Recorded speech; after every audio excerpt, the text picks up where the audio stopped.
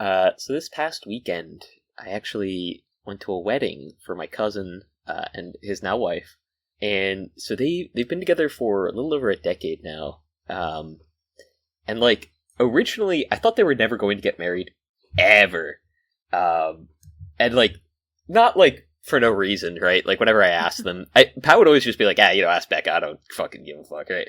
And Becca would be like, never, it's not gonna happen. And then like some random Tuesday, Pat just texts me like, hey dude, are you like available? Or maybe it was like on Sunday or something. He was like, hey, are you like free on Tuesday? And I was like, no, why? And he's like, oh, it's the 10-year anniversary of Rebecca and I being together, so we're going down to the courthouse to get married. That's cute. So it was cute. So they did that, and that was like to invite people though. Like, hey, you free Tuesday? Like, is crazy. So that was not the wedding ceremony that I went to. They had like a wedding ceremony recently, which was like months after this, right? But he had just asked me, and I mean, I hope nobody from the family listens to the podcast because I was the only invited. Buddy, I have to. Why would you say your last name? You should have said I was the only Ricky invited. Like people would have gotten the picture. Yeah. I was the only one from my family invited, from family name invited. Well, to be fair, neither of them share my last name, so it wouldn't even like I don't know. It wouldn't. Anyway. I mean, at this point, everybody who listens to this podcast like has befriended That's us, what I'm saying. So that's what I'm saying. So I'll just leave your employer, your name, all the drugs you do. I'll keep all that in for next time. Wow. But yeah, I don't know. I mean, it was super nice and fun, and like it was in her parents' backyard. It was like that's cute, like low key, but it was cute. I think they did well with it. I don't know. It's very funny. Pat bought like cigars for everyone. He was like passing it around. Like that's definitely like a him thing. Sure. But then we were, we had all been drinking and we were having a good time.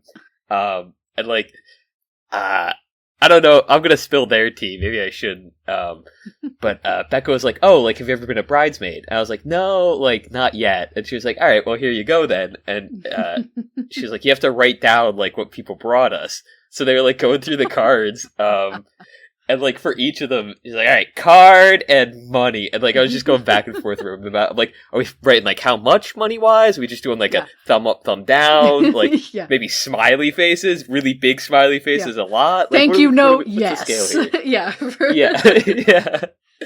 Like Lowe's gift card. Again, are we denominating? Like what's happening here? Like. A Lowe's gift card for a marriage is diabolical. That would piss me off. That would make me more mad than not getting any gift. If I got they a got Lowe's gift card. several Lowe's gift cards. They must have asked. They've been renovating. Okay, probably okay, yeah. I mean, they've been renovating the bottom part of their house for his mom, my aunt, to stay in. But they've been doing. I mean, it's her house, right? Like it's not like they're moving her in. It's like And one of their neighbors, they raise lizards and also mice to feed. Not lizards, snakes. Sorry, and also mice to feed the snakes. Sure. They're like ball pythons, right? And so they've been doing this like 2 or 3 years now. And they, at least a couple of years ago, had like 40 or 50 of them in like the drawers and stuff. And I have not been down there in a while. And also their neighbor lost like 40 pounds. And like I was talking to him, and this dude, so I want to say I helped spark a little bit of positive change in this guy's life. The like one conversation we had over their place, they were going to like a reptilian, like a heptologist convention or whatever to like sell snakes. And maybe it's not heptologist. That sounds like a sevenologist. Anyway, we had to go to like Office Max to get like labels printed. You were Office Maxing? Yeah, we were Office Maxing. They should do that. Wait, TJ Maxx and Office Max. I know we talked about Siren Maxing like years old. That's like an 8 years old joke now at this point, but like, have they made that a thing? Like, Office Maxing? Like capitalizing on maxing. Yeah, but like brands doing it. I think this is the solution to like incel culture. I think that's a good thing. Let's corporatize it. No. Okay. I was gonna say, I don't know. That feels like I don't know. I feel like John Pork, any like brain rot type movies. I feel like a lot of that stuff just needs to not be corporatified, corporate slopified. Sure, but just the terminology of maxing, I think could be like that. It would be like a kill shot. It's like your teacher being like 6'7", is. I don't know, but 6'7" is still going.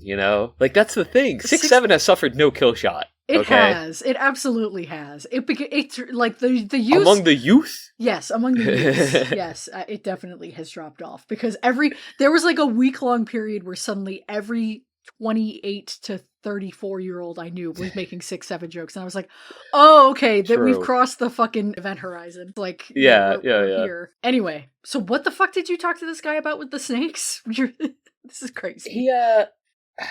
We get to the Office Max or whatever, and he immediately is like, I gotta go to the bathroom. So then Pat and I are grabbing shit, whatever. And then we're going to leave. He's just not there. We're waiting for 10 minutes out in the car. He comes out. We're like, bro, buddy, are you okay? And he's like, yeah, I just really had to go. I was like, dude, he couldn't, again, this was not a very far drive. This was maybe 15 minutes. I was like, you couldn't wait 15 minutes to get him. He's like, no, it's bad, man. And so, we're just bullshitting, and, he was telling stories about, how bad his stomach is. Yeah, Yeah, I was like, well, why? And he's like, oh, because I eat, shit. And I was like, all right, well, so we've identified the issue, right? Yeah, right, Yeah. I was going back and forth with him. I was like, dude, you gotta get on, a probiotic or something. Start, getting, yogurt. Eat yogurt. It'll make you just, a little more regular. And he was like, yeah, but I don't want to be, reliant upon it. And me and Pat both start dying laughing. And Pat's like, bro, you're reliant upon, having a toilet, right? What's the difference here, man? And I think the big thing was, he was talking about, he was, going on a trip within, the next week or so. I was like, all right. He was like, I don't want to be reliant on it. Because, what about, with this upcoming trip? It would be, I fly down there, and then I have to, buy yogurt, right? It's right. It's that versus, being reliant upon, also, needing a bathroom, within the next 15 minutes on, a roulette wheel, right? As you're existing. It's bro. Well, there is also a secret third option, which is just don't eat shit and eat better food. Eat yogurt, and that will also help. You could just, Yeah. I think that's the option that he chose, because he was like, yeah, no, I've just been, eating better. And I was like, oh, well, that sounds like a good change for you. Yeah. Good. But I did ask if he was on yogurt, and he was like, yeah, I've been having the Yogos. And I was like, what the fuck do you mean the Yogos? And it was the little, are they the little, printed and then coated, yogurt balls? 3D printed? What I'm talking about? I do know, but the 3D printing threw me for a second. I was like, what the fuck are you talking about? The gummy, they just fucking extrude it and, cut it, right? It's that's cool as hell. And they take all those, and, yogurt coat them. Cool. I used to love those as a kid. I was addicted to that shit growing up. I was like, yeah, I think the probiotics do help. I do think it helps with, your gut biome and shit, right? Sure, yeah. Yeah. For all the listeners at home, all the watchers, if you guys are not on probiotics, get on them. I mean, and again, even if it's just something as small as the Yogos, I feel like it helps, Acidophilus. Shout out Acidophilus, my main man. This is We Want to Watch. That's Ricky. My name's Lane. This is a podcast about our gut health, I guess. Generalized health, I think. Yeah, totally. Definitely, if you're going to take health advice from any podcaster, these are the two to take it from. We're definitely paragons of health. This is a podcast about movies we want to watch. This was a Rick's pick this week. And boy, was it. This was a Rick's pick. Yeah. Okay, so I just want to mention, this was on the We Want to watch list. It was. And it was B, a pivot off of another movie that I wanted to watch. Yeah, because I was like, you know what? Yeah. No, go ahead. Yeah, I was going to do the Timmy Chalamet, Steve Carell movie. I don't need Beautiful Good Boy. No. Yeah. Beautiful Boy. Yeah, not Good Boy 2025. Good Boy. But instead, we did Crazy Stupid Love. Directed by Glenn Ficarra in 2011. And John Requa. It's got a two-director. Oh, it does? Yeah. Oh, it does. It also has John Requa. My bad. Yeah.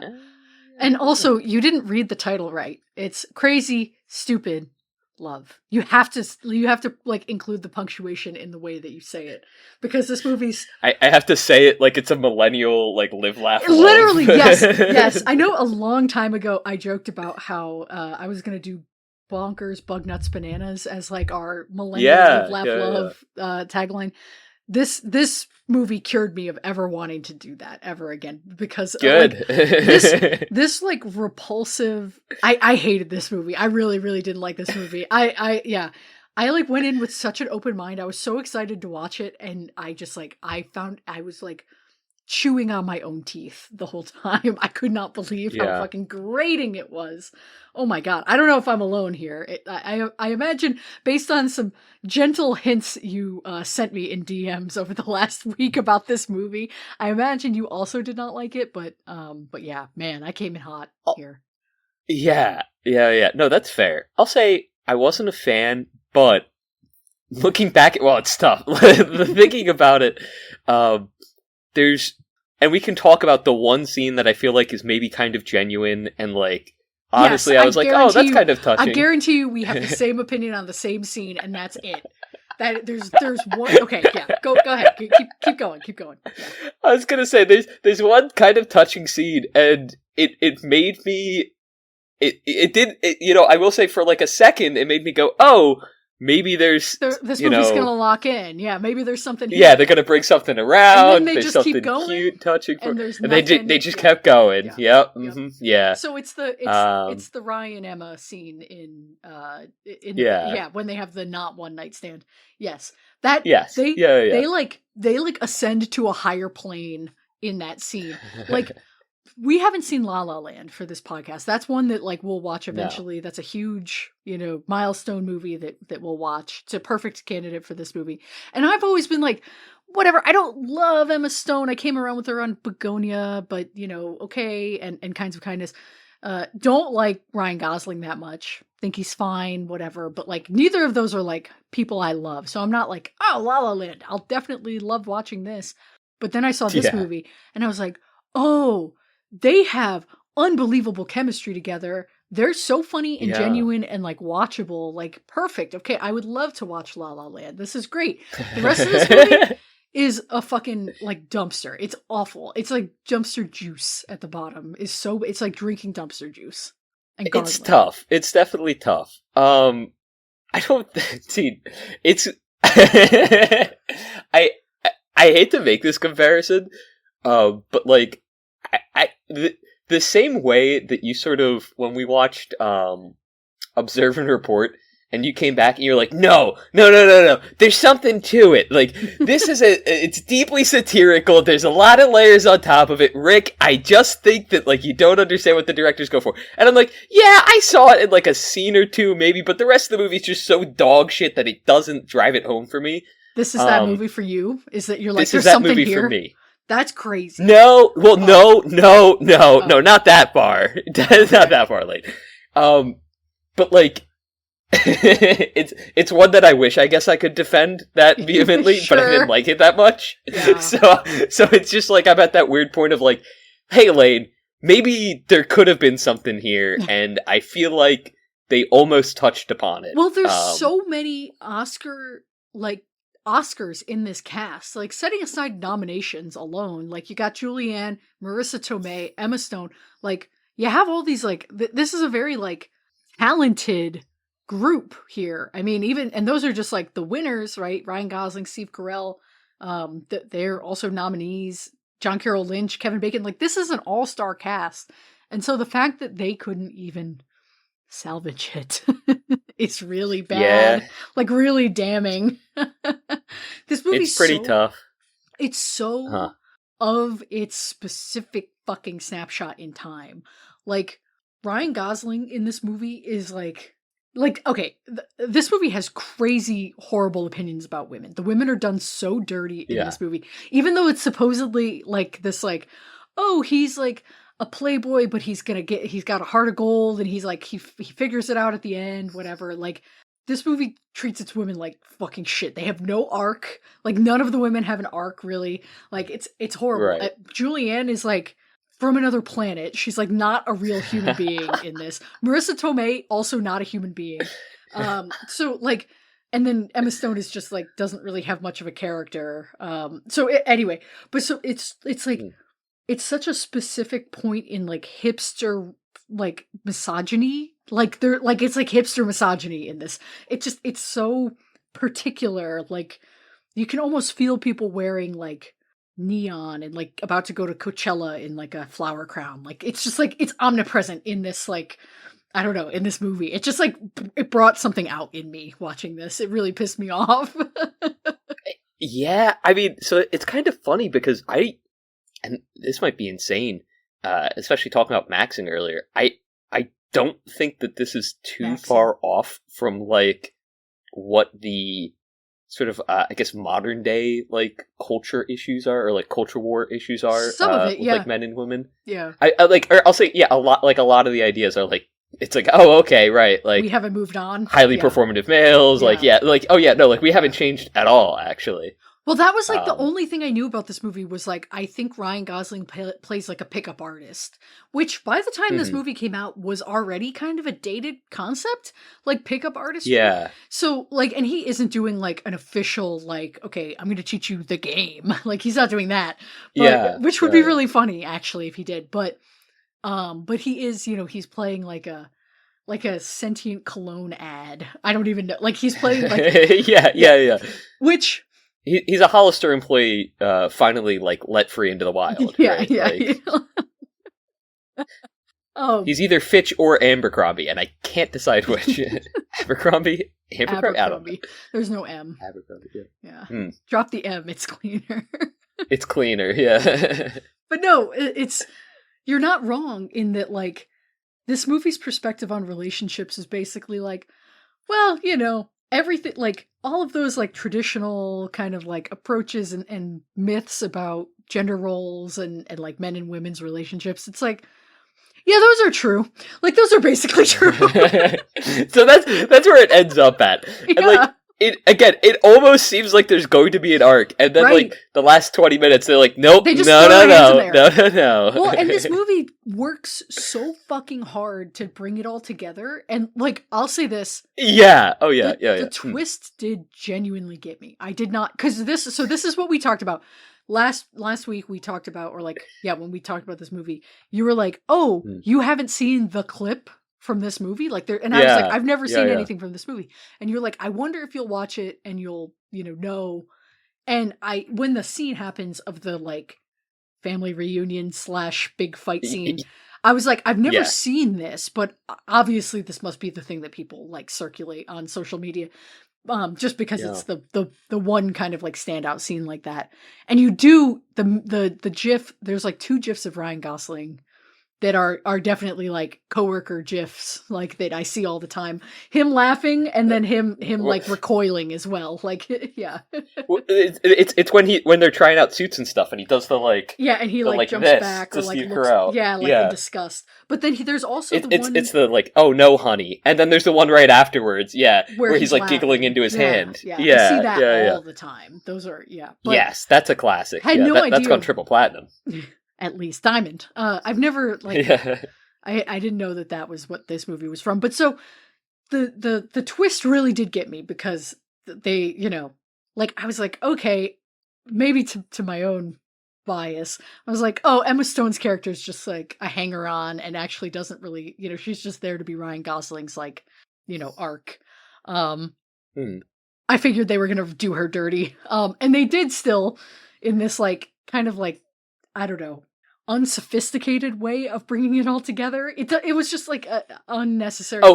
It was super ham-fisted. Yeah. And it just feels very, especially because attempting to be clever. We don't get like hints at it. Right. Yeah. They mention Nana early in the movie. Like Steve Carell's like, oh, we're gonna have to tell Nana about our divorce or whatever, and you think it's like you know, him making a joke or like a throwaway joke about like, we're gonna have to tell our mom, like grandma or something, you know, and then it turns up that that's her, and it's like, okay, but it's so unnecessary and so like almost like manipulative, like or like, but like clumsy. It's so clumsy to do it that way. There doesn't need to be all of this. blow up. Yeah. Well, I feel like part of it is trying to go for obviously like just like the funny misunderstanding. I feel like the other part of it is they're trying to do the like father giving away his daughter type trope thing, right? Obviously, because again, this movie does not see women as people, so like the daughter is something to be given and or taken away. Yeah. She's like a 28-year-old woman. Like she's like a fully adult. Like she's not like.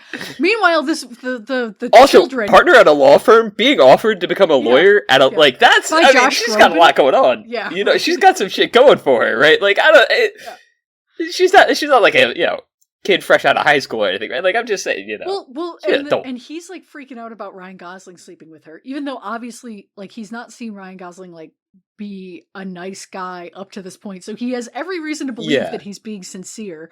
But then he's also cool with his son becoming like a sexual predator on this babysitter. Crazy, like dude, and like there's so many like horrendous lines between the mom and dad, either like making jokes about that or like them talking to him and being like he's a fucking like capuchin monkey who's humping everything. They're like, bud, you really gotta stop humping our boots when we get home from work. And like he's just like, I'm gonna keep doing it though. And they're like, yeah, that's him, I guess. Like, and it's like every scene between them is like that. It's like, all right, cool, I guess. When it opens with the like, you know, okay, we're like cross-cutting between like Emma Stone and Ryan Gosling and the friend, and then Carell and Julianne Moore, you know, having their like I want a divorce thing, and then, you know, him jerking off at the home. I'm like, okay, so we're gonna get this like 3 different perspectives on like sex and relationships. Fine, cool, I'm cool with this. But then it was like, right, oh, we're not just like doing a like, oh, kids, isn't it like, you know, kind of like funny to be awkward at that age and like not know boundaries and whatever, but then to like fully indulge in like, actually, it's a good thing to ignore boundaries. It's crazy that this movie has like fully into 2011 that this movie is parroting these tropes that people have been calling out as like problematic TM for fucking 30 years at that point. It's wild. It's nuts. I cannot. I mean, I don't know. I'm kind of stunned that like again, like we talk about like there's 2 gifts that like very distinctly come out of this movie that are so like commonly used, like office worker core. It's like, bro, how? Like, in what world did like normies watching this movie go, yeah, like, and by normies I just mean like anyone? 80 to 90% of the population who like watches like who watch movies, who are exposed to movies. I think there's 2 things at play. It's just one, crazy.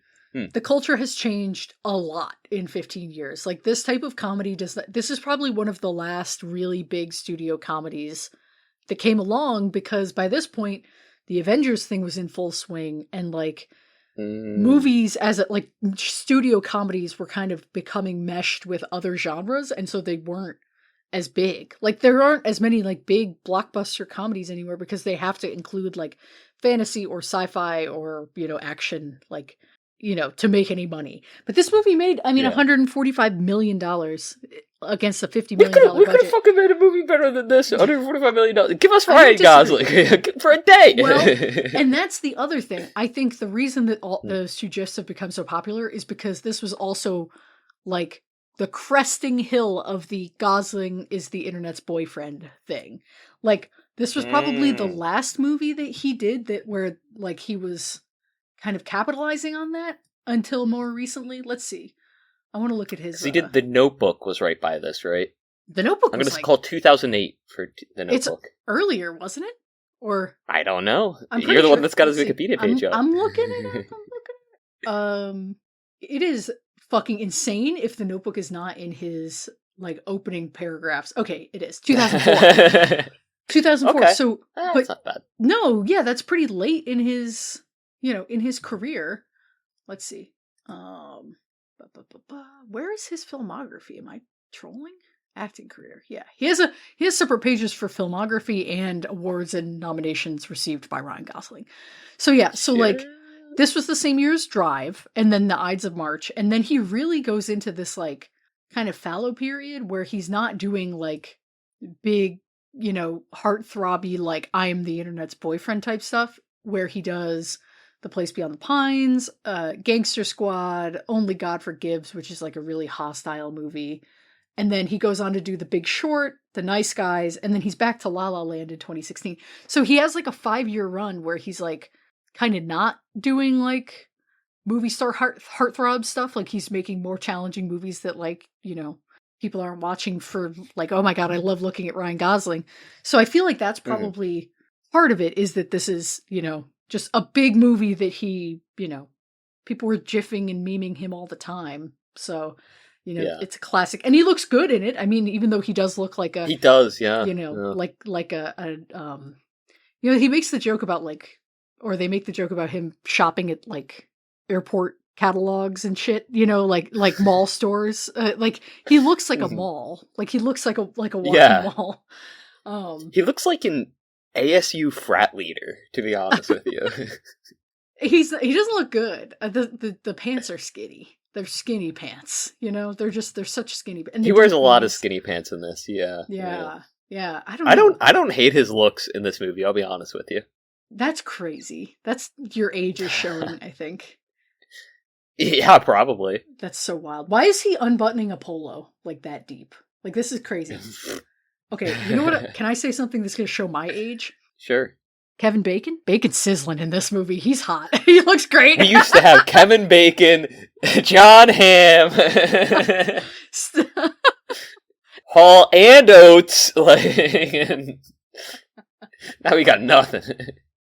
Can't make a proper breakfast anymore. If I'm looking at if I'm looking at these four, where I've got the picture of all of them like post-fight, where Bacon's got the peas to his face, you got John Carroll Lynch, Ryan Gosling with the fucking expensive watch, which pisses me off, and then Steve Carell. If I'm doing fuck, marry, kill on this list, it's not a pretty sight. We're killing 2 people off of it. Like, buddy. Anyway, but yeah, no, it's. I guess that has to be it, because people like I never knew that this movie had like such horrible fucking things to say about like child. I don't even know, like child on child sexual abuse. Like, what are we doing? It's nuts. It's really crazy. No idea. They really drive it home at the end too. Yeah. To just be like, yeah, no, actually, being a creepy little fucking weirdo, maybe it pays off sometimes. It's like, wait a sec, guys. Yeah. What? Yeah, and nudes are like good. Like to get like nude photographs from is so bizarre. As a reward. It's such like a like old person's idea of like what like sexting and like nudes are, especially like she takes like Polaroids. Of 2011, it's Polaroids. Yeah. She's handing him like printed out photos. It's like, bro, what the fuck is going on, man? It feels kind of hipstery, like a gross, like older, like hipstery kind of thing of like, this girl's cool. Okay. She's into older men, and so she's gonna take nudes the old-fashioned way. It's like, it's gross. Yeah, because it's not like this movie was written by like a woman who was reflecting on her, like, because that's what I thought too. I was like, oh. Like, everyone had a crush on someone older when they were a teen. Like, that just is normal. Right. Like, that's a normal thing. And so to show that in a way that isn't, like, predatory and boundary pushing and doesn't involve somebody, like, getting beat up and, like, then, whatever. It's just, it's gross. So instead, it's just, it feels fetishistic. It does. And this maybe is crazy, but I do think that, it's like, crazy, like you said, stupid love, for sure. It's crazy, stupid love. Everyone has had a crush on someone older at some point. And I totally get trying to, like, represent that. And, like, I think it's kind of funny to, like, have it be like, oh, the kid likes his babysitter who actually likes the dad. It's like a quadrangle. Yeah. But, like, the way they did it's just a little much, man. Yeah. It's just, yeah. Well. It just goes way beyond questionable to, like, I'm questioning why this movie was made, right? It's like. If they had taken out the children almost entirely, better movie. Like, way fucking better movie. Because, like, and the Emma Stone is really his daughter, like, possession kind of thing is, like, uncomfortable. I really thought in the beginning that Gosling was going to end up sleeping with Julianne Moore. She has nothing in this movie. She gets paid nothing. She gets nothing to fucking do. She just is kind of, like, completely unintelligible as a person. Like her motivations make no sense. She doesn't apologize, but they also never talk. Like, it's so strange.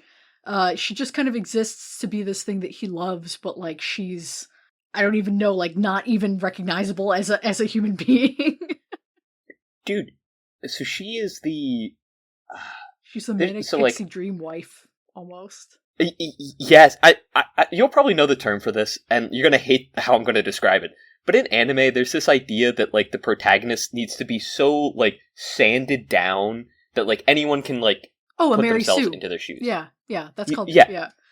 Not just anime. Okay, I wasn't sure if that's, well, I've heard Mary Sue in other contexts, and I wasn't sure if it applied. So but people use Mary Sue in like a misogynistic way, but originally it was supposed to be like your self-insert, in your fanfiction can just be like anyone, but she's also like has to be the best and the prettiest and the smartest and the most talented, because that's the way the protagonist is in these types of fiction. But people also use it to mean like anytime a woman is special or like talented, so it does fraught. Anything. Yeah.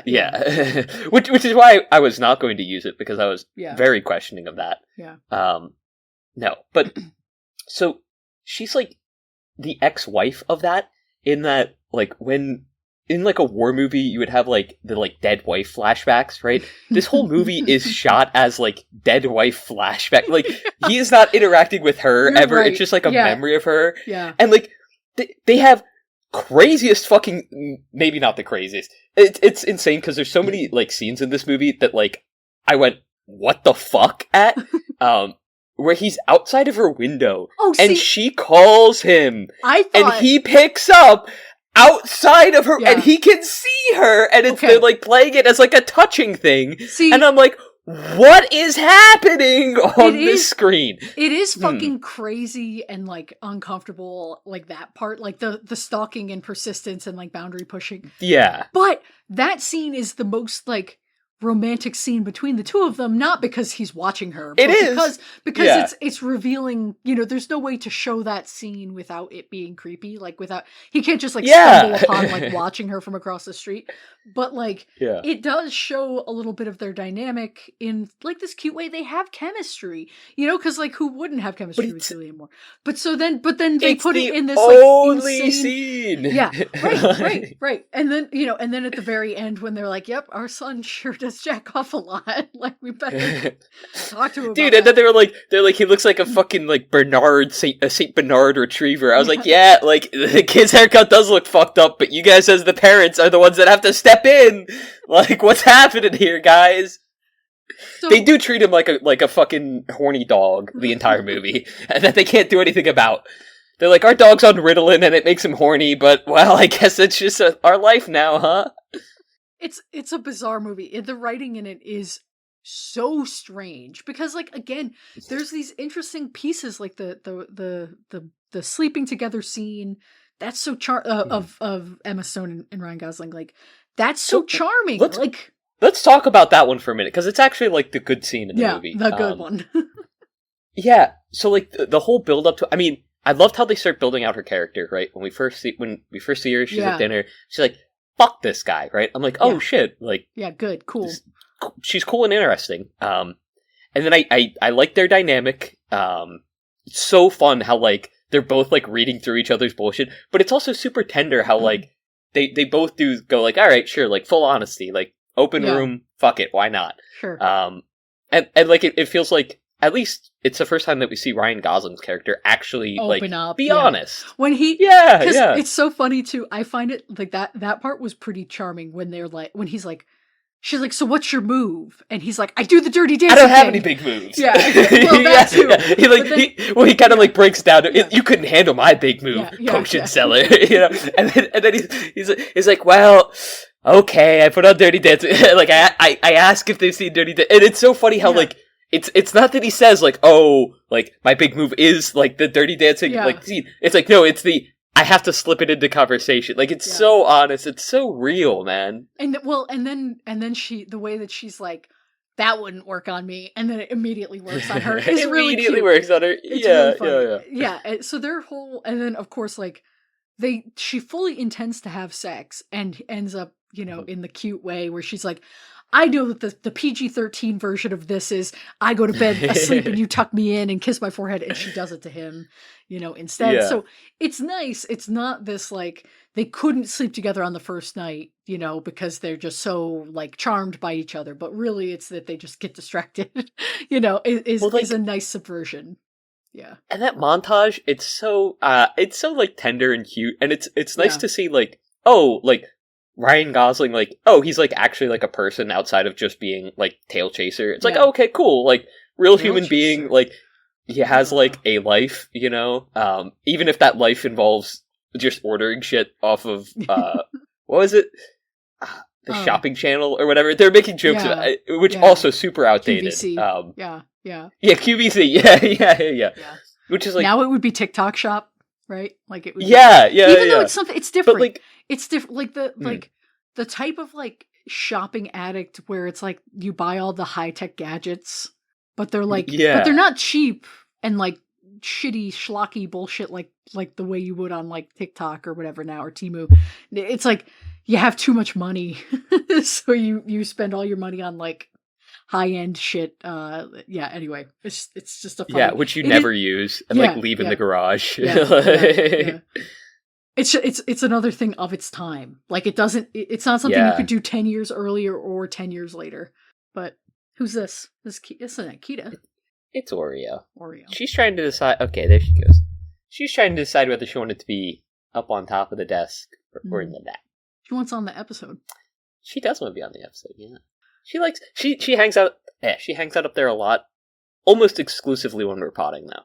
Mm-hmm. Like if we're not potting, she just like doesn't give a shit about the top of the desk at all. Do you work at this desk? Yeah, she just doesn't care. She just doesn't give a shit. Well, you're not talking to me, obviously. She's like, I gotta monitor this interaction. Yeah, she's our fucking. She federal senses agent. the vibe shift. Yeah. She's writing it down. Hey, when bub. we talk about she's trying to see. She's coming down. She's trying to be a part of the conversation. She here. wants to talk. Hello, buddy. She's like, actually, I love Ryan Gosling. It may also be that there's a little bit more space on the desk when I work. I have my computer here, and like if she hops on it, I do like push her off of it. So maybe it's just maybe it's just that the rules are lax. Yeah. Do you like Ryan Gosling I mean, as an actor? We need to watch Drive. I know we can't watch Drive now because it is not the year of the car anymore. But no, it still is. Is it? Yeah, it still is. I don't want. Well, okay. There's hope for Psy, I guess, to make it the year of the car. What do you mean? I'm gonna get the car back, bro. Do you like and Ryan then it'll Gosling? be the year of the car for me, for real. She's alright, I guess. I don't know. I don't really have any strong opinions about him one way or the other.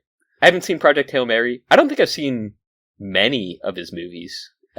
Barbie. I've seen The Notebook. You've seen The Notebook. I haven't seen The Notebook. Yeah. Cool. Drive is the big one. It's the other really, really big one. And La La Land. You've seen The Nice Guys, right? You'd like that movie. Guys. Russell Crowe and Gosling. Russell Crowe. Maybe? I don't think so. Oh, I did see the like video game one that he did. That was pretty bad. What video game one? What? The Gray Man? I don't know. I'm trying to find his The Fall Guy. His movies. The Fall Guy. Yeah, you saw The Fall Guy. That's what I thought you meant by The Nice Guy. Seen that. Yeah. Nothing to do with video games. I mean, it looks like a video game, derogatory, but it doesn't have any. That's just like he plays a stuntman. I'm thinking of the wrong movie then. It's not The Fall Guy then. Are you thinking of the like Hardcore Henry, the one where it's like shot in first person? What video game movie are you thinking of? It was like this was like a direct to Netflix like video game movie thing that he did. Video game movie. What does that mean? Like a movie based on a video game? No, it's like Ready Player One-esque, in that they just have a lot of like very close to being a video game style things going on. I think it was set in a video game, but like it must be The Gray Man because like I don't think there's anything else in his. If you're thinking of a Ryan Gosling movie, for sure, it's based on novels. Those are The Gray Man. Yeah, it's like a dog shit direct to Netflix movie that people hate. Oh, maybe then. Yeah, with like a bunch of. It's got like Chris Evans in it, and he looks more like a cop than he ever has in his life. I don't know if this was it. I don't think this was it either. Then you're definitely thinking of something else. Oh, are you thinking of you're thinking of the Chris Pratt movie? There's a Chris Pratt movie, I feel like, that fits this vibe. Anyway, direct to Netflix slot. Yeah. He does the thing in it that the one guy does in like a Batman film earlier where he like Henry Cavill, where he like reloads his arms. They do that in this movie, but they have his arms get like huge when he does it, and it's so bad. It's it's funny. It like we're not trying to be funny type of way. I'm pretty sure the Henry Cavill gif is from James Bond, not Batman. Okay, yeah. Sorry. As a connoisseur of that gif, of that gif in particular, that is one of my top 5. Yeah. Okay. Anyway, he's annoying when he's on screen with Steve Carell. A lot of gay jokes in this. A lot of like anti-gay, like not they had like a montage of like gay jokes. Yeah. Yeah, kind of, where they like just like seeing how many situations they could put them in. Yeah. Which like you're like, oh yeah, this was right. Like you couldn't say fag anymore, but like you could still kind of get away with it if you were like gay marriage is legalized, but like they hadn't started painting sidewalks yet. Not yet, so like it was like that middle ground. Not in 2011, but yes, I know what you mean. Yeah, the middle ground for sure. Did they not have same-sex marriage in 2011? No. Obergefell was 2013 or 14. Yeah. That's so crazy, man. Yeah. Yeah. Wow. Nuts. But yeah, movie's bad. And Steve Carell, just like, how do you feel about Steve Carell as an actor? Let me start there. Yeah, Rick is making a face. I agree with that face. Let it be known, it was you know what? It was such an odd expression. I don't even know how to. Obergefell was 2015. I was off by a year as a whole fucking year. That's crazy. Anyway, sorry. Yeah. I thought it was while I was still in high school. I was off by 4. Yeah. Anyway, I don't know. Like, yes, I've seen The Office. I don't think I've really seen him in anything that I've enjoyed outside of the occasional Office clip. Well, because like he did all of those like. There's a distinct, like, I don't know, like the Will Ferrell type movies, like Step Brothers, Talladega Nights, Anchorman, Ricky Bobby. That is so the opposite of my sense of humor. And, like, it's such a shame because I have friends who, like, have that kind of sense of humor, and they'll, like, reference it, and they make jokes about it, and it's just so unfunny. Like, so painfully unfunny. Like, I feel like all of, like, those movies, all of that is just so unfunny. And Steve Carell falls into that bucket with Anchorman, whatever other films they were a part of together. Evan Almighty, I guess that was one that he did. Bruce Almighty, yeah, he's in Bruce Almighty too. Yeah. Bruce Almighty. Yeah. Yeah.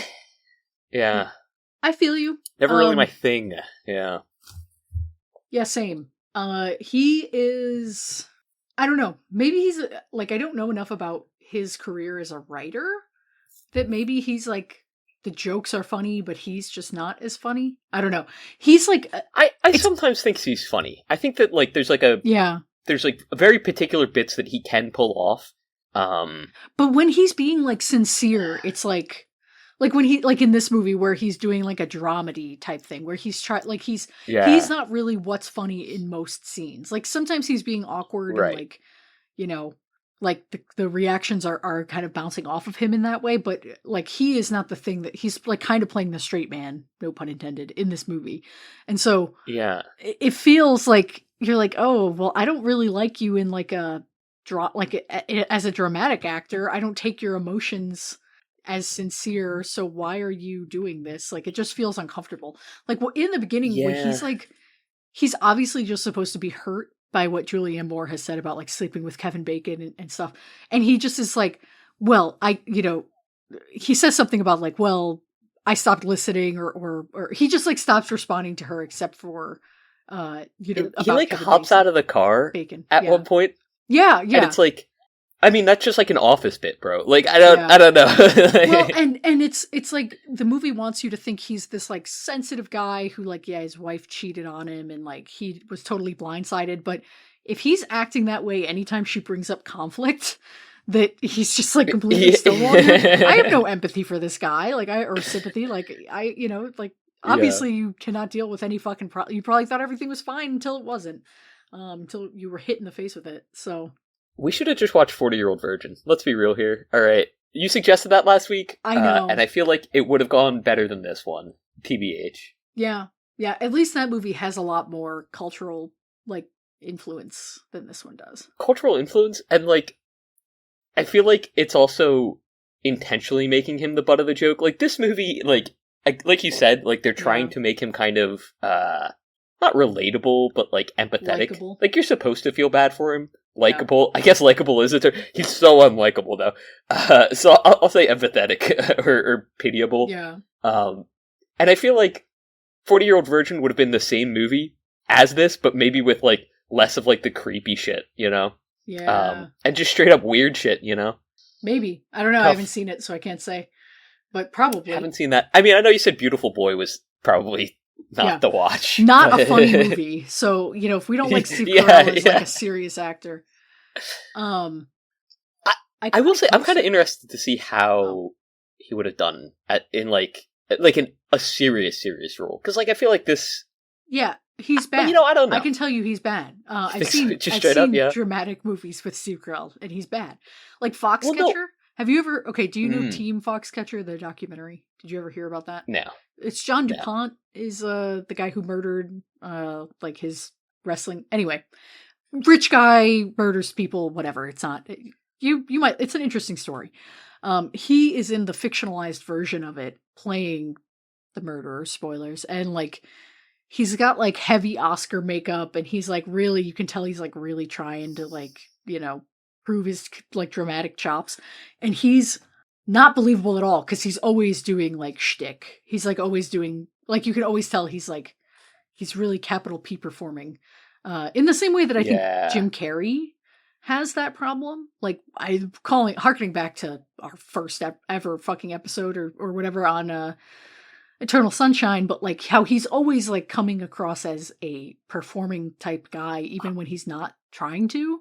Same with Steve Carell. I was going to say, Eternal Sunshine is one movie where I feel like he tones it down. Like, he feels very toned down. Yeah, but he's like, still... well, he's of course, like, not as zany as he is in, like, The Grinch, but, like, he's still... Right. Like, Jim Carrey's still got, like, an ineffable, like, thing about him where he just always seems like he is on, you know? And I think Steve Carell has that, but in a different way, because his comedy's obviously not, like, bleh, in the same way that Jim Carrey is, but he's like, awkward, like, and, like, almost smug. Like, I feel like Steve Carell has, like, a smug thing. Yeah, I don't know. So I showed on Observe and Report earlier, and it's like, the reason I was thinking about, like, the drama role, and I was like, oh, I'm kind of interested to see Steve Carell in a drama role, is because you mentioned before with the Fabelmans, like, Seth Rogen really I was just thinking about Seth Rogen. Yeah. And I was like, oh, like, there was someone else that he plays alongside. Paul Dano. Yes, yeah, who's also, like, traditionally, like, a very... like, comedy-focused, or, like... That's not true, but yeah, he's goofier. Well, I guess. He's goofier, right? Yeah. And he's made the butt of jokes very often, in, like, a lot of what he's in, right? Have you ever seen Okja, the movie about the super pig? Do you know what I'm talking about? No. The super pig? It's like a sci-fi, fantasy kind of, like, family film. It's like, they breed a super pig... in like a creature, like a new type of creature and they like they give it out to kids or like they give one to a kid and it turns out they're trying to breed it for meat, and the kid is like, okay, this is my pet. Anyway, Paul Dano's in that movie and he beats somebody up in it, and when I was watching I was like, this is the first time ever, never before or since, had they fucking had Paul Dano beat someone up and not get beaten up, because he's always getting his ass beat in a movie. Like, at least 4 or 5 even as, like, the Riddler, he's getting the shit beat out of him, bro. Like, bro does not get a win. We gotta watch There Will Be Blood. Anyway, but no, so yeah, he at least is playing, like, well, in the Fabelmans, he kind of gets the shit beat out of him in a different kind of way, but, like, he's playing a lot more, like, of a normal human being than, like, in other movies where he's playing the Riddler, like, you know, he's yeah. But yeah, comedy actors that go dramatic, I feel like there's like a thin margin of error. Like, you're walking that line. 100%. Yeah, but then, like, looking just at, like, comedy actors and, like, the different, I guess, sort of, like, psyches they're good at conveying, or, like, embodying, right? Like, Jim Carrey definitely does have that, like, ineffable energy where it is like, oh, like, this is a trickster god, like, meant to, put on a performance, so he is performing always. Like, there's never a time that, like, I'm seeing his face and not going, oh, okay, I am in some way being deceived. Yeah. Whereas, like, Steve Carell, like, I don't know. Like, I love that for Jim Carrey, right? And I really enjoy watching a lot of his stuff because it's like, I know what I'm getting into with it. Steve Carell is, like, not quite there, and he's not quite, like, you know what? I think he's maybe just not charismatic enough as a person that I'm like, oh, like, that I'm engaged in, like, whatever chicanery he's up to or tomfoolery. But, like, so I don't know. So, like, all the roles that I've seen him in, he's that, like, bumbling straight man, or, like... Yeah, he's the low guy. Like, he's getting cheated on. Yes. Yeah. I know what you mean. He's the fucking traveling salesman, Like, he's like, oh, well, coming home, I mean, maybe not directly, but I feel like the traveling salesman would be, like, the performance for him to do, because it's like, oh, okay, like, this is someone that I feel bad for. They're obviously trying, but, like, it's not working out for them, right? And I feel like that's, like, all he does. Like, he's just like, okay, like, I get it, he's trying, but it's not really working out, I'm, like, scrolling through these, Judd Apatow movies and trying to find, like, who is the most successful crossover comedy to drama actor? Mm-hmm. And, like, is it Seth Rogen? Because I was like, is it Paul Rudd? But no, Paul Rudd doesn't do a lot of drama. He hasn't done, like, he's done a couple of dramatic things, but not enough. Will Ferrell, no. Like, he's mostly sticks to comedy. He's done, like, a couple of dramatic or dramedy things, but that hasn't gone anywhere. Jim Carrey, I feel like, is so... Ugh. Anyway, I used to love Jim Carrey, but I don't know. As, like, a serious actor, as a comedy actor, both? Like, I'm thinking who did the best crossing over? Like, from comedy to drama? Yeah. Oh, well, I mean, you used to love Jim Carrey, like, just I used general, to love him as a comedian. Well, like, when I was 10, I used to be like, this guy's the funniest thing in the world. And now, like, now that I've seen his dramatic stuff, I'm like, oh, I don't like you at all. Like, I find it, Dude, we're overlooking a really obvious guy. We've seen him in a bunch of movies recently. Jack Black. You joke. But Jack Black might be the answer, because Jack Black has had several successful dramatic movies. I think Jack Black is not the answer of who has successfully crossed over. Jack Black is just, I think... like, yes, now he's, like, super oversaturated in culture, right? Because he's had 10 movies in the last year where they're like, hey, you're Jack Black, like, please star in our film and just be Jack Black. And it's like, okay, like, that's cool, funny and fine and all. But, like, he's definitely gone back and forth with it, right? Like, sure, I don't mean, like, it hasn't been, like, a distinct, like, comedy to drama pipeline, no, right? And that's not what I mean. I just mean, like, what comedian did drama most successfully for the longest period? Not necessarily it might be Jack Black then, bro. Or like, at least... Yeah, I think it might be, because, like, he's good in King Kong, he's good in Bernie, there's the movie The Polka King, he's good in that. All these are, like, serious movies. He's pretty good in The Holiday, which is a comedy, but it's, like, a more serious, it's not like a, School of Rock. Yeah, I don't know. Otherwise, maybe Jamie Foxx? Maybe Jamie Foxx is the answer. I haven't seen any serious or, like, heard of serious movies with Jamie Foxx. I mean, also, I haven't really heard of him with Jack Black, which is why I was making the joke, so it's... Oh, sure. Kind of tough. I mean, Jamie Foxx started as a comedian, I believe, and then, became... Yeah, I mean, he's an Oscar winner. So maybe he's the one. Because, like, he's in a movie called Collateral. Hints for next week. We're not watching Collateral, but we're watching another movie by that director that you need to watch. Collateral is, like, it's not as good as Heat, but it's maybe as good as Heat. I don't know if I was talking to you about this recently, but I've definitely been recommended this, like, super recently. I think it was when I was watching Heat with, like, my Discord. And, like, shout out your somebody was like, dude. Yeah. Well, it was one of them. They wouldn't be listening. They were like, okay. dude, like, you gotta watch Collateral. because it's by Michael. It is also by Michael Mann. That's what it was. Okay. Yeah. No, Collateral's an excellent movie. Collateral is maybe Tom Cruise's best role. He plays a shark. He plays a shark. Did we talk about this before? Okay. We might have talked about this last week. Maybe. I don't know. Maybe. Anyway, yeah. I'm always saying this, that Tom Cruise plays a shark. I'm always saying this. Man. But yeah, maybe it's Jamie Foxx. Because he has an Oscar for like serious acting. So yeah, maybe. I can't think of anyone else. I'm searching comedy actors who went from comedy to drama. Yeah, I don't know. It's also tough. I mean, it's tough for me just because, like, I don't know many actors in general. Oh, right? You know what? Adam Sandler, maybe him. Yeah, but he was never funny. No. So it is funny that you bring up, like, the difference between, like, the 40-year-old Adam Sandler's a different type of funny too. It right? is like like the Judd Apatow stuff versus like whatever is going on in this movie, and then before that is like the Adam Sandler, like, you know, screaming. Like, it's like different versions of like what men were up to at the time.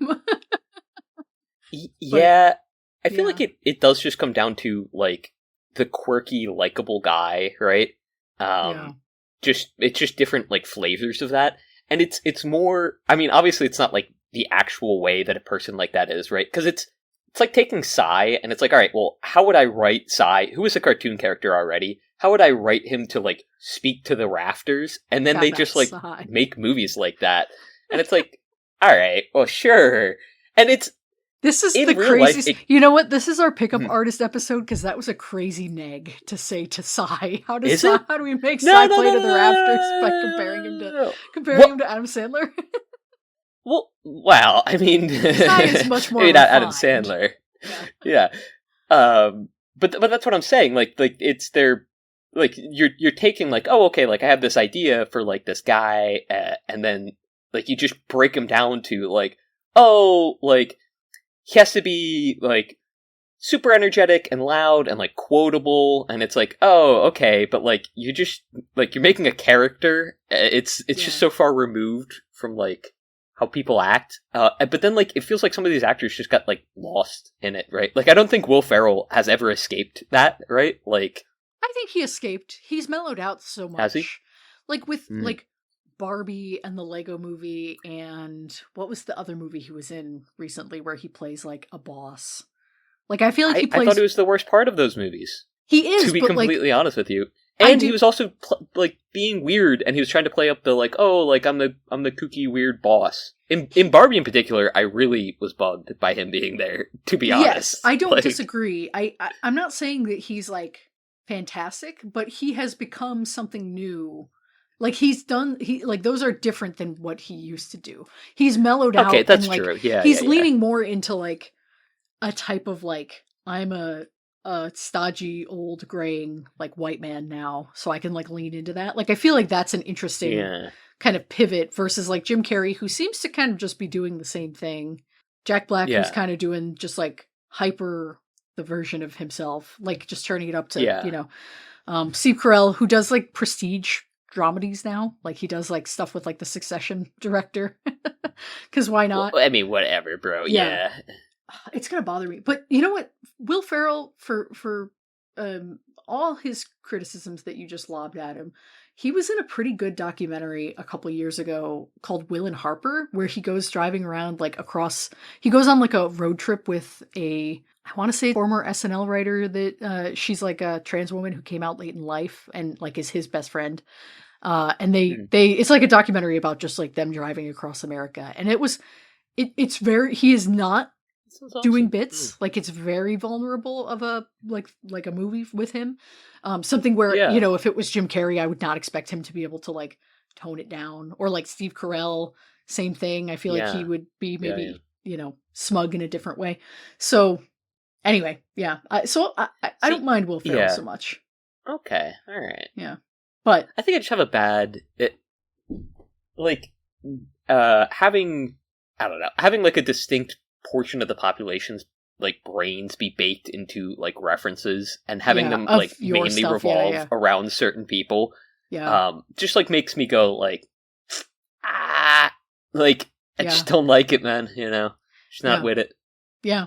You know what though? Those people that are making those references, like those jokes, like, you know, the guy that, you know, coworker humor, they're still funnier than us on this podcast. So what do we know? Oh yeah, they are. Yeah. Coming back to this movie. At least they're making jokes that everybody gets and laughs at, you know, and we're just sitting here fucking talking to ourselves. Yeah. Is this movie Magnolia? When they all split, you know, if they had the frogs, I'd say yes. Christopher made the same joke. When when they all like have the fight and they all go off their separate ways and everybody's low, right? The sad point with the montage with the music. I was like, if they start singing, like in Magnolia when they all start singing Amy Mann, I was like, this is gonna be fucking crazy. Thankfully they don't do that, but I was reminded several times like that might have actually made this movie okay. To be honest, right? like that might have pushed the needle a bit, at least for me. Like fair. If they had really embraced it, Unfortunately, instead, the soundtrack to this movie is just fucking so goddamn annoying. It's crazy. It's like and like I watched it with subtitles. It's just like the most like anonymous indie music that you've ever heard, like that would just play in an Apple commercial and then like never exist again. It's like every time on screen when the subtitles would run and it would introduce a new scene and they'd be like, oh, a new song is playing, you know, in brackets, and it would be like the air conditioning units, you know, Star Spangled Banner cover. It's like, what are you talking about? Like, this isn't a real band. It's grating, that like type of, you know, like chimey, like it's not quite stomp clap hey music, but like it's getting there. It's really close. It was very mall coded, Lane. You mentioned earlier that Ryan Gosling looks like a mall. A lot of this movie sounded like a mall to me. And I mean, part of it is because they're like at the mall, but like this is a mall movie. Yeah. yeah. Well, and see, Paul Blart, Mall Cop, this is Mall Blart, Observe and Mall Report. Movie. That's it. It's Observe and Report. Well, and Marissa Tomei, really going full circle here. We haven't talked too much about her. Her character is like the most egregious, like caricature of a woman. She's the one that Steve Carell, the teacher of the kid that Steve Carell sleeps with. She like gets to his apartment and turns into like a car dealership inflatable. The way that she like starts like running around, he's like, "Yeah, I'm getting divorced," and she's like, like she's like. I thought that was funny. That scene was. I thought that was a good bit. I thought that scene was funny. Yeah, that's embarrassing for her. Especially like she's putting everything she got into it, but like not in like a oh she's really going for it, but like oh she really went for it, huh? Like kind of a way. It's not good. It's not good. It was funny. I feel like they were trying to like satirize. I don't know. Like the part where. She's like, you're being so honest with me. Tell me more. And he's like, I'm kind of worried you have AIDS. And like, obviously distinctly stops. Yeah. And then he goes like, actually I'm not worried. And like, they're back at it. It's like, all right, cool. Like, at least to me, I'm like, all right, they get how fucking absurd this whole thing is, right? All right, fine. They're having fun with it. And then it gives you the fucking poster for the movie, you know? Yeah, the Graduate ripoff movie. Yeah. Oh, I don't know, fam. The scene with them later, like the parent teacher conference thing. That was also kind of funny. No, it's terrible. No, I don't know. Just like making her the butt of the joke when this guy, like, he's never really the butt of the joke. Like, I don't know. Other than like when he's interacting with Ryan Gosling, it's like there's this hierarchy still in the movie's like, you know, framework where it's like, okay, Ryan Gosling's still the alpha. He's never really the butt of the joke. And then it's Steve Carell, and then Steve Carell makes a mockery of all of these other women.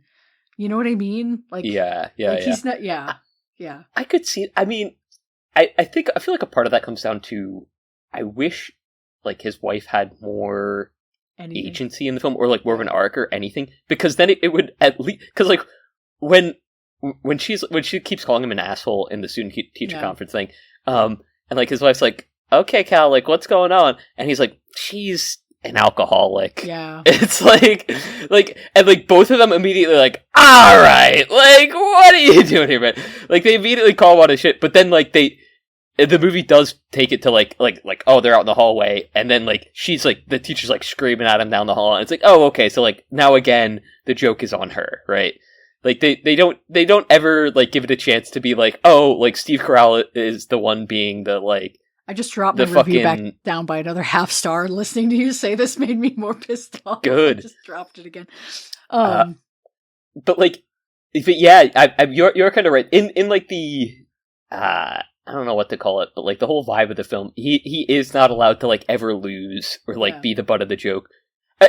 I mean, if they had like let that simmer for any amount of time and had the two women against him at all in there, like maybe, I don't know. Yeah. That's why I was like, was Ryan Gosling supposed to sleep with Julianne? Like, did all this kids, like them having kids shit happen later? Like, they were like, what, you know, what would be really funny is if we put weird child shit in here. Instead, they, like, if it had been that could be an interesting, you know, give her more screen time, make the conflict between them actually, like, feel like a real good conflict. Instead, it's also so, like, the conflict between the two is just like, I'm a dad and I don't want you sleeping with my daughter. Right. Like, it's old-fashioned. This movie's super conservative in that way. Yeah. Well, there's so many times in this film where it feels like the conflicts or like the resolutions to the conflicts or just like so much of it is like, oh, like nobody under 40 was like in this room when they were like writing the film at all, right? Even for like 2011, it feels very it's like bro, like everyone here was born before the 70s, bro. Like, I don't know. All of the so the writer of this movie is Dan Fogelman, and that I feel like he's a like a TV writer also. He did This Is Us, if you ever watched that movie or show or heard of it. It's like one of those shows that played for like 10 seasons and like had like 50 famous actors on it, and it's like a big ensemble show, kind of like how this is like an ensemble movie with like these different storylines. So it's obvious that that's like this guy's thing. He really likes these like sweeping, like kind of intersecting stories that like come together at parts, and he's not good at it, and so it's bad. Like, it's just yeah. Well, I think the problem is that he didn't write any of it together, right? Like, it's just very, like... It feels like he had 3 different ideas and mashed them up. Yeah. Yeah. With no sense of, like, oh, like, this is how we could make it cohesive, or, like, it's how one relationship could flow into another. No, it's just, oh, actually, we'll make it so that none of our characters interact until the pivotal moment here. Yeah. And it's like, well, that's, like, shit, man. To the point of unbelievability, like with Steve Carell and Julianne not talking to each other basically at all. Yeah. It's sad. It's bad. They did a bad job on the movie. Yeah. The title pisses me off. This movie just makes me mad to think about. Like, I didn't even hate watching it, but now the more I think about it, the more I hate it. Like, it was like, while I watched it, I was like, this is annoying. This is fucking annoying, whatever. Like, fine. Who wrote that scene in the middle? Who did that one middle scene? Yeah, right. Who wrote that part? Who came in and ghost wrote that? When he goes to the office and in the beginning, and they're all like, "Hey, how you doing?" And he's like, "Oh, I'm getting divorced." And they're like, "Oh, we thought it was cancer. That's great. Oh, don't worry, everyone. Just a divorce." Like, I wish people reacted to my divorce like that. When you tell people that you're getting divorced in your life, I swear to God, or even like now, 7 years on from being divorced, I'll tell people like, "Yeah, I got divorced." And they're like, "Oh, I'm so sorry. That's terrible. I can't, oh, that's so hard." I'm like, what is wrong with you? What is with this? I'm fine. My life is much better now. It sounds like you need a grief counselor.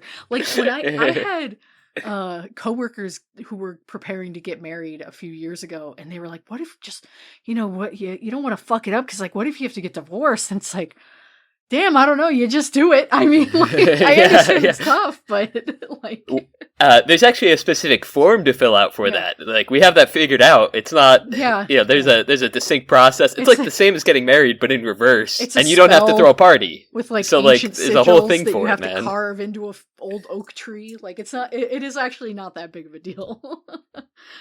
But yeah, people, like, even now, like I said, people act like I lost a child. Like, legitimately, people will react that way. Yeah. It's very bizarre. So yeah, I wish people were like, "Oh, don't worry, not cancer, just a divorce." That's how you should introduce it to people, right? You should be like, oh, actually, something bad happened to me 7 years. They're like, oh, we're gonna get married, and you go, something bad happened to me 7 years ago, and it wasn't cancer. And they'll go, what? What are you talking about? You could go, I got divorced, and they'll go, that's nice, Slade. And then they'll think you have no social skills and never bother you again. This has been a Ricky tech tip. Use this in your future social situations. Instead of saying divorce, be like, yeah, I have marriage in remission.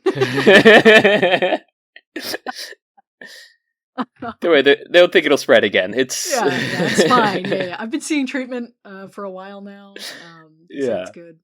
I eat a good diet about it. Do we have anything else to say about Crazy Stupid Love from 2011? Crazy Stupid Love. Just that it was a crazy, stupid movie that I didn't love. I want to peel my skin off, just even thinking about this anymore. Dude, this is pissing me off. I had a thing on my hand. This is crazy. I had a thing on my hand that was some skin peeled off. I was fucking with it earlier because I didn't want to talk about this movie. It's fair. Well, thank God. Next just the look behind the scenes, for the watchers to know. Yeah. What is next week's Slane frame? Real quick, John Carroll Lynch from Crazy Stupid Love, the dad of the babysitter. Do you recognize him? Okay. From anything? I did not. He's in two pretty big movies, I think, that you would know. I recognized him as a person, but I don't. He's a very famous character actor. Yeah. He's the husband of Marge Gunderson in Fargo, so he's the one who paints the stamps. Oh, yeah. He's got this really nice smile. Remembering that very charming interaction between that couple. He's also in Zodiac. He plays one of the main suspects in Zodiac. Okay, yeah. He does a lot of great creepy bit actor stuff, and he's in a lot of TV shows and stuff. Yeah, he's in a ton of stuff. Yeah, he's good. Next week we're hitting a Lane classic. It's time for another I was really let down by the Mario movie. Sucks. Yeah. Even though it had Jack Black in it, which obviously we assumed. Big fan. Yeah. Yeah. So instead, we're gonna hit up something from the vault. So we're gonna watch The Insider from 1999, directed by Michael Mann. This is a movie I've seen multiple times. Mm-hmm. This is a movie I fucking love. I've had a hankering to watch this movie for 2 months now, and I've been very patiently and puritanically not watching it, holding off, abstaining, so that I could watch it for this episode because I'm very excited. I'm not going to say anything else about it. I think this movie can just wash over you, just like a beautiful spring morning rain, just wash away. Okay, now I'm worried. What the fuck are you talking about? This is a great movie. I'm really excited to talk about this movie with you. This will be our first Michael Mann for the pod, but at least second or third Michael Mann that you've seen. Third. Oh no, we have. Yeah. This is our second. I always forget about Manhunter, dog. Manhunter. Yeah. Okay. Yeah. So anyway, Michael Manhunter. Yeah. So we will watch The Insider next week. Sweet. Cool. Sweet. What's your best impression? Oh wait, actually, do you remember Alt J? Oh yeah. Do you remember? Are you gonna ask about the YouTube video? The put it in my butt, put it in my butt, put it in my butt, put it in my butt, put it in my butt, put it in. Yeah. That's produced by Flume, by the way. I listen to them as well. I think I saw them live once, by the way. That's anyway, so go on. Crazy. Oh, I had nothing else with to Coin. Say about that. Yeah. Okay. Just remember Alt J. Oh! Was this not even about the fucking YouTube video of the guy who's making fun of Alt J? Well, it was. Okay. It was. All right. I was gonna say, do your best indie, anonymous indie music impression, but then and breathe blocks. Oh, with your left hand free and your right hand grip, when another left hand make your right hand slip, choices yours. Wow. Hey, Shanny, baby, come on, like the poor radical son. No. Anybody will take a dog about it. Yeah, Sorry, go on. I hope all the watchers at home who are dogs have fun hearing those extremely high notes. I'm killing those high notes. I don't know what you're talking about. Michael Clayton. Michael Clayton.